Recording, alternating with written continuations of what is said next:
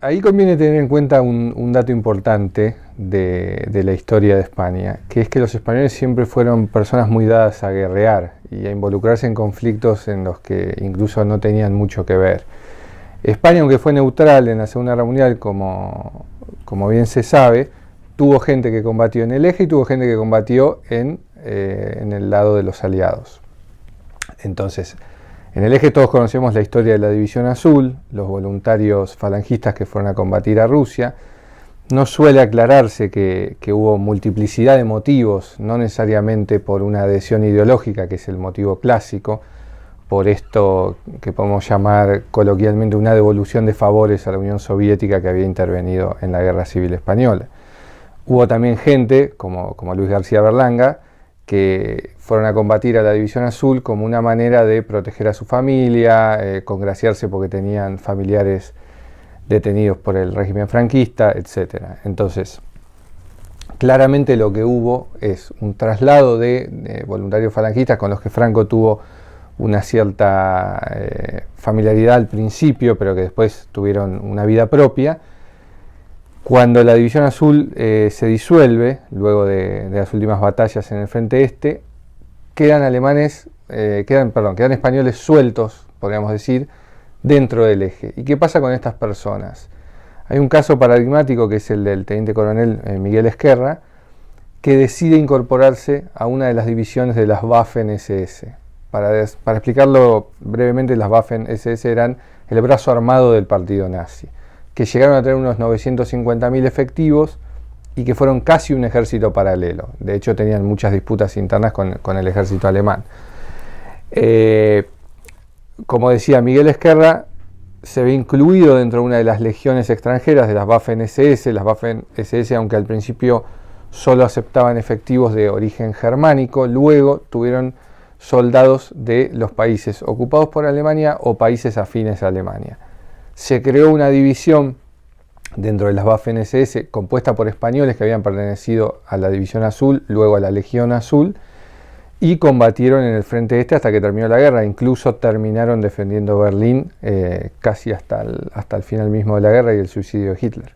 En el otro lado, fundamentalmente lo que hubo fue republicanos españoles exiliados en Francia, mayoritariamente anarquistas, que cuando cae París, el régimen de Vichy se planteó qué hacer con estos españoles, porque en cierto sentido Francia no era rival de España, que como ya dijimos era un país neutral. Entonces se les dieron tres opciones a esta gente: o los deportaban a España, o se quedaban cumpliendo trabajos forzados en Francia, o se iban a la Legión extranjera, que era una salida habitual. La inmensa mayoría decidió quedarse cumpliendo trabajos forzados en Francia, porque podía ser una manera de sobrevivir y no tener que volver a España, donde muchos hubieran cumplido larguísimas penas de prisión. La mayoría de estas personas, sobre todo los que habían tenido formación militar y habían combatido en la guerra civil en el bando republicano, se incorporaron a la 9ª compañía de la 2ª división blindada del ejército francés, de la Francia Libre, claramente, de la de Gaulle. Esto es lo que se llamó la División Leclerc. La División Leclerc estuvo compuesta por unos 150, no la División Leclerc, quiero decir, la 9ª compañía de la División Leclerc estuvo compuesta por unos 150 republicanos españoles, mayoritariamente anarquistas. Recibió el nombre de la 9 por esto, y combatieron en África, recuperaron la ciudad de Bizerta, en Túnez, y básicamente son los que entraron a París cuando se liberó París. Podemos ver en imágenes de archivo los tanques con nombres de ciudades españolas y la gente de boina y rasgos claramente españoles. No, la crisis de Congo, que tiene lugar entre mediados de la década del 60 y casi principios de la década del 70, es un enfrentamiento militar muy complejo que tiene muchos motivos en el marco de la descolonización de África.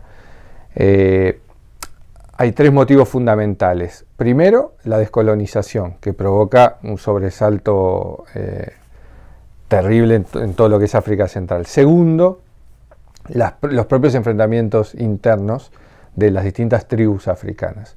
No olvidemos que África está dividida con compás, escuadra y regla por las potencias coloniales. Entonces hay un montón de conflictos étnicos que están subyacentes, y cuando hay una guerra abierta empiezan a entrar en juego. Entonces, decía, el conflicto del Congo tiene tres factores fundamentales. Lo que ya dijimos, la descolonización, los conflictos étnicos y ahora viene lo que nos ocupa, que es la secesión de Katanga. Katanga era una provincia del Congo cuyo gobernador, Moise Tsombe, estaba enfrentado al gobierno central y provoca una división.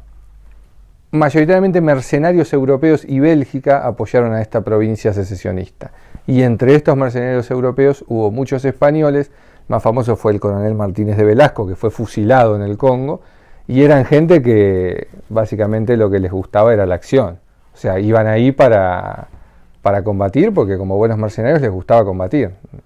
Sí, pese a que hay una carta muy curiosa que Franco le escribe a Lyndon Johnson, dándole su opinión como militar de que la guerra de Vietnam era una guerra imposible de ganar, más que nada por la esencia aborigen de los vietnamitas.